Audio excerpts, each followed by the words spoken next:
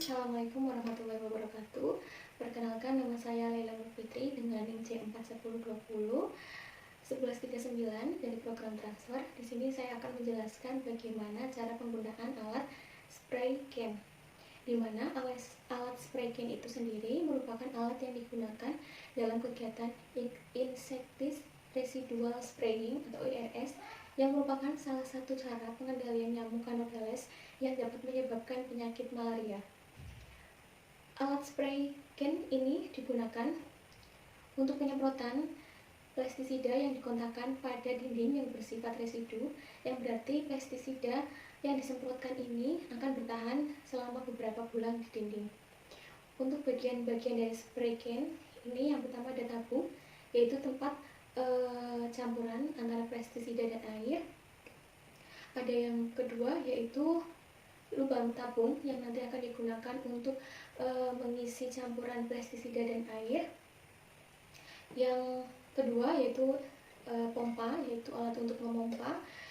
Dan yang di sini yaitu untuk mengukur tekanan, serta ada selang dan ada rosel serta ujung rosel. Dan kali ini saya menggunakan ujung rosel yang berbentuk payung atau berbentuk kipas atau yang berbentuk lebar seperti itu. Terus sebelum kita melakukan spraying ini, kita diharuskan menggunakan APD lengkap, alat pelindungan diri yang terdiri dari baju khusus, terus kacamata, tentunya masker, sepatu boot, sarung tangan, masker, dan memakai topi. Setelah itu, setelah kita sudah mempersiapkan diri, kita harus menyiapkan bahan-bahan yang akan digunakan untuk kegiatan kali ini, yaitu ada pestisida dan air. Setelah pestisida dan air sudah tercampur, kita campur, lalu kita masukkan ke dalam lubang tabung.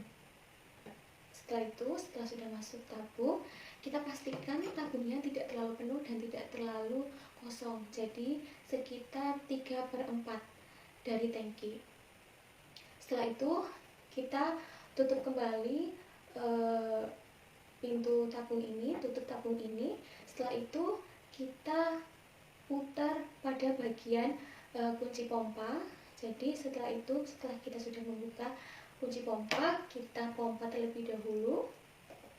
Mengapa kita perlu melakukan pompa? Karena agar isi di dalam tabung itu bisa naik dan bisa menyalurkan cairan ke dalam selang serta ke ujung rosel yang nantinya akan disemprotkan ke dinding seperti itu.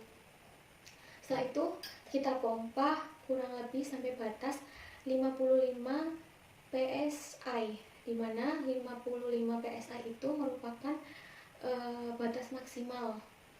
Setelah itu, setelah kita pompa, terus kita tutup pengunci pompanya. Setelah kita tutup, kita melakukan atau mencari lokasi yang akan dilakukan penyemprotan.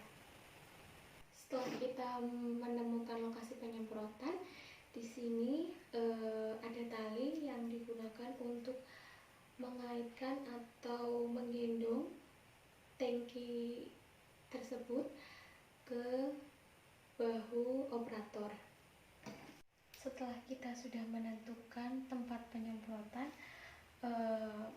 kita atau operator berdiri dengan jarak 1 meter dengan tembok, dan ujung rosel ini berjarak 45 cm dengan tembok.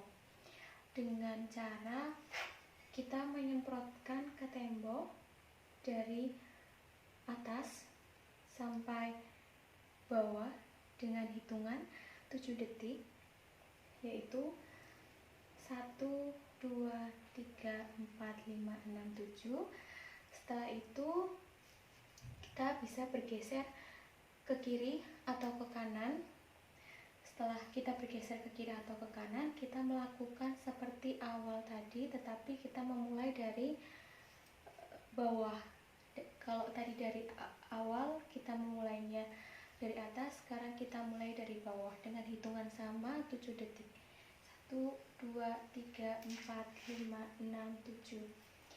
Ketika kita sudah menyemprotkan campuran pestisida ketika kita berada di tengah-tengah dinding, tangan kita dimundurkan.